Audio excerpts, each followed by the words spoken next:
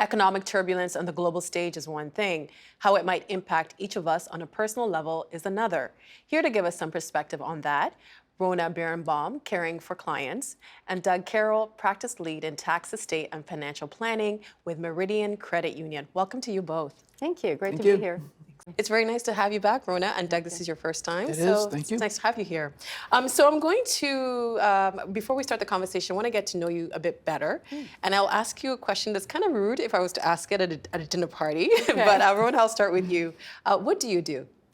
I help people make really sound financial decisions in all aspects of their life so that they can feel secure and enjoy their life. Do people come to you when they have a financial problem, or do more people come to you when they're trying to get the lay of the land?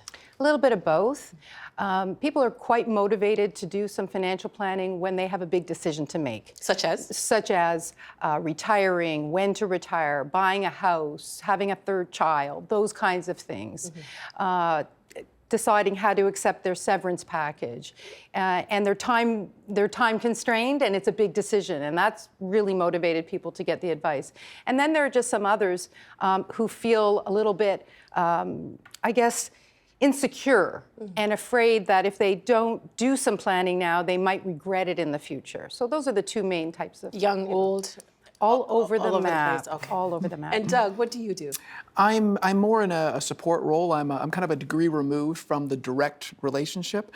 I certainly do see people and have those kinds of conversations with people who have needs of various types financially.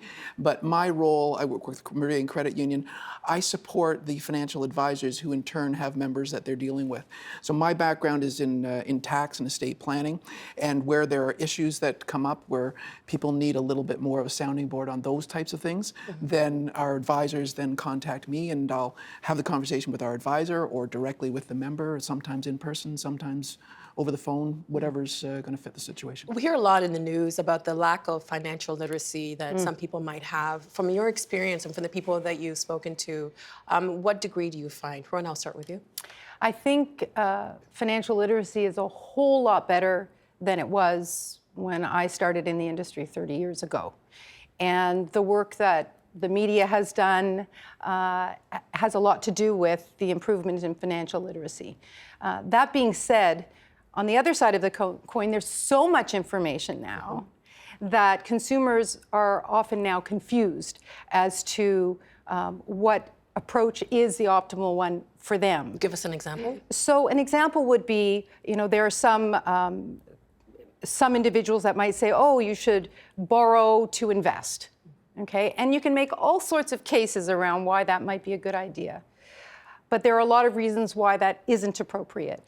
And so consumers have to be savvier now in terms of looking at the source of the information and where the biases might exist. So there's a whole lot of information, which is great, but figuring out what is most relevant to them and what will be in their particular interest, I think that is the challenge now. And Doug, what about you?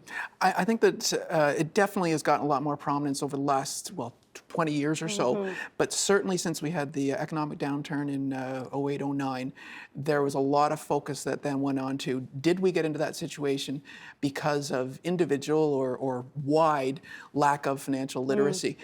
At the same time, I think there's a practical aspect of it that we can't expect every single person to have a deep, deep knowledge of all aspects of financial literacy. It does come back to the financial advisors to take a lot of that on, to find ways to communicate in an effective way so that they can make bite-sized components that people will be able to act on at a particular point when they need to have that information. So applying it in the situation, as opposed to saying, here's an encyclopedia, go read this for the next 6 months and then we'll come back and have a conversation. It needs to be targeted. But it kind of sounds like people are more aware of what's happening instead of, finding out that last minute there's nothing really they can do about it. Absolutely. I think everybody knows you need to save for retirement. It's not even, it's assumed now. There are a lot of things that people didn't know that are now kind of table stakes and everybody's kind of aware of them. And so now you make a really good point, Doug, and that is what advisors can do is then go deeper and integrate all of the various components of financial decision making. So for example, what that means is, well, if I borrow and I take this type of mortgage, what impact is that going to have on my ability to save for my children's education? How's that going to impact my tax situation? So it's the integration of all of these things where a lot of the power is in those individual decisions. And I think that's the key word that you said there is the integration, because when you look out on the internet, you can find information from very credible places that on its own you say, well, that's great information. Yeah. And then there's something else which is also great information. But who is going to marry those things up to make sure that they apply in that particular circumstance? And again, it comes back to the advisor, it comes back to the person, but where it seems a little bit out of reach for that person in their own circumstance, then that's where advisors can step in and say, here's how you use that information, as opposed to just having it there as a building block on its own. And you work at Meridian. What's the difference between a bank and a credit union? Essentially that they're both banking operations, so there's loans and deposits. It takes money in. But Meridian is a credit union, right? And Meridian is a credit union, and a credit union is cooperative banking. So whereas as a bank, in the sense that we pretty much understand it in Canada, the Schedule A banks, did I say that correctly, are owned by shareholders, whereas credit unions are owned by the people who make use of their services. So the people who deposit and take loans also have an ownership interest in the organization and do actually vote on who the management is going to be. Well, yesterday the Bank of Canada kept the overnight lending rate at 1.75%. How will this impact consumer behavior? I'll start with you, Rona. It depends on the consumer. So if we're talking about seniors that are retired, the effect that it's going to have on those people is one of continued frustration. Why? Because individuals that are in their 70s and up tend to navigate, for a lot of right reasons, to fixed income investments. And because they're safe, they generate the income that they need, safe from a capital volatility standpoint. And these individuals remember the days of 15% GICs and then 10% GICs, and they were frustrated about 10% GICs, and then they went down to 8%, and look where we are now. And a lot of those individuals have been kind of waiting, whether it's to purchase an annuity or whether it's to buy a longer term, a longer dated fixed income instrument. They've been waiting for rates to go up so they can lock in. Okay. But some would argue that a lot of these individuals were able to buy houses when it was more affordable. So maybe their wealth is in their home, or? Again, it's different. The people that will be frustrated are the ones that have investment assets that are funding a portion of their retirement income. So you can't eat the bricks of your house, so you've got to have liquidity. And that liquid capital needs to generate a return. And if GICs are paying 2% and inflation is 2%, and the 2% they earn on their investments are pre-tax, they are losing purchasing power every year. So they're frustrated, and they're actually seeing their capacity to fund their lifestyle decline.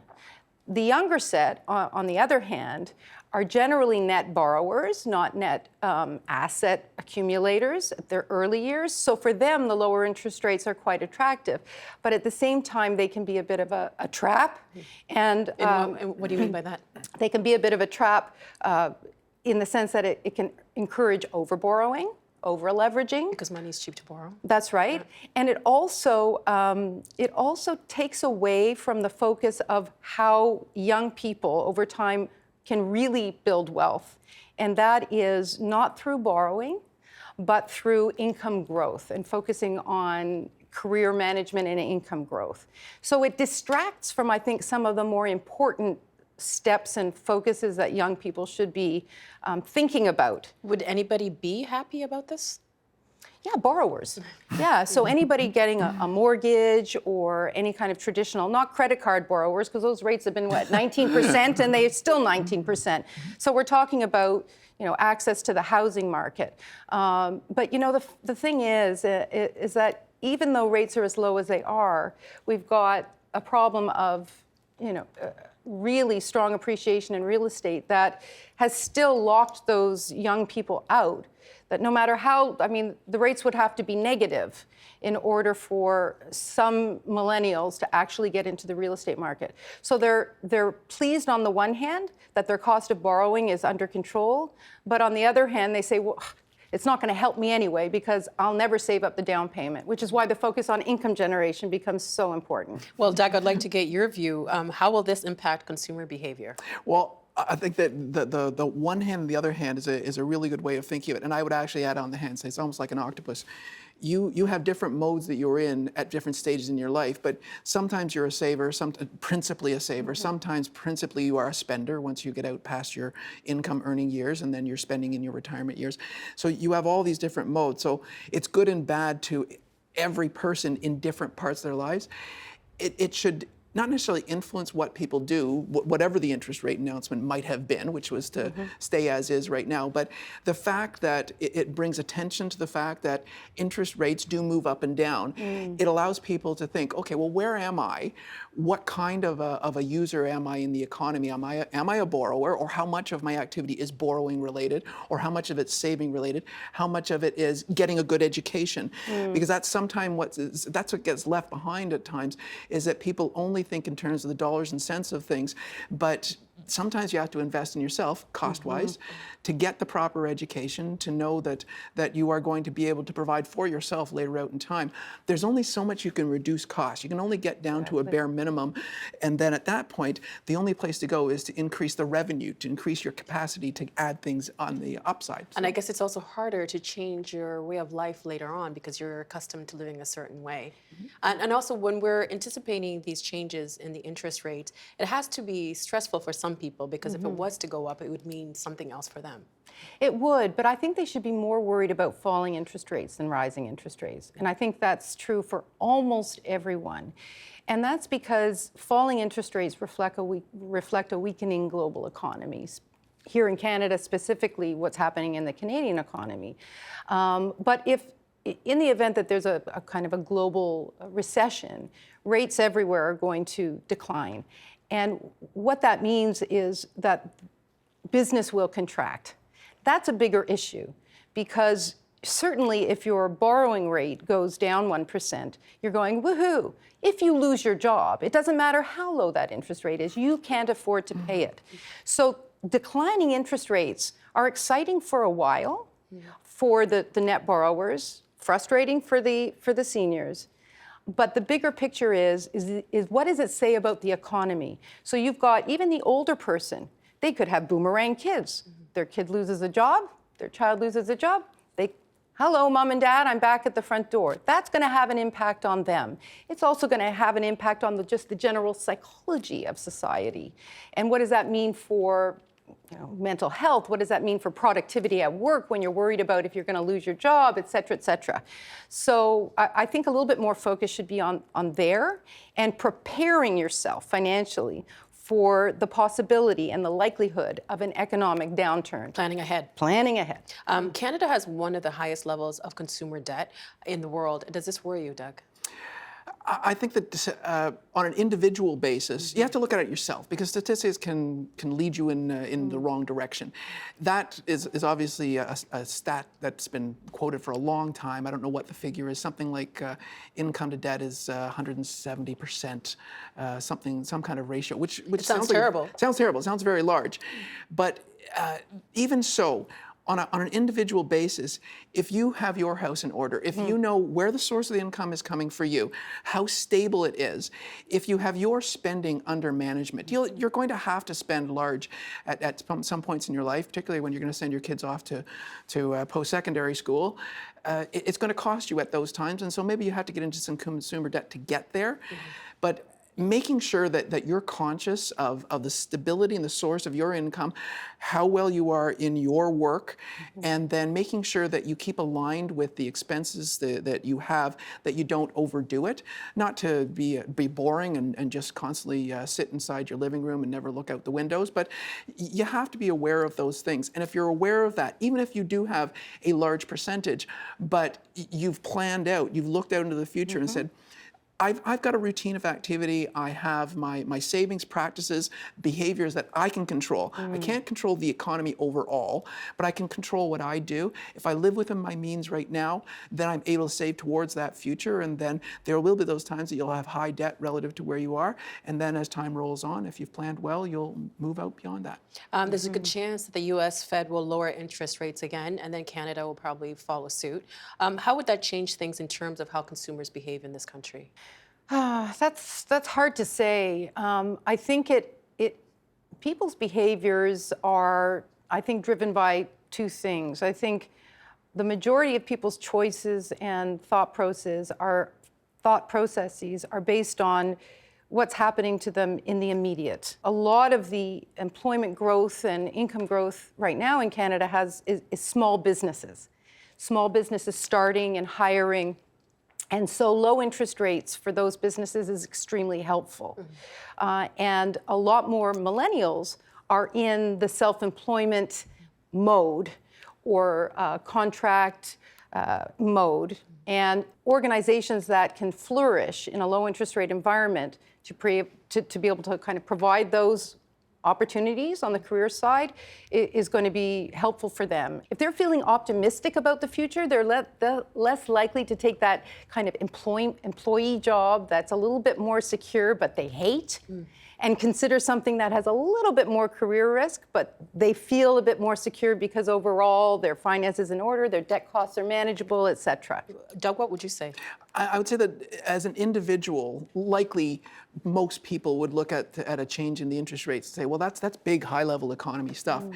And they may not react directly. I think most people would not say, oh, well, the interest rates have changed, and therefore I'm going to change what I'm doing tomorrow. But the fact that it's changed, because it's reflective of what very large central banks are looking at the economy overall and reflecting what they think is the appropriate interest rate, which will try to keep things stable. As an individual, then, you look at your household and say, okay, well, what are the things that I have? You can't get rid of the necessaries. You can trim back on the discretionaries, and maybe you say those luxuries, we'll skip it this year. Well, we won't head on that vacation.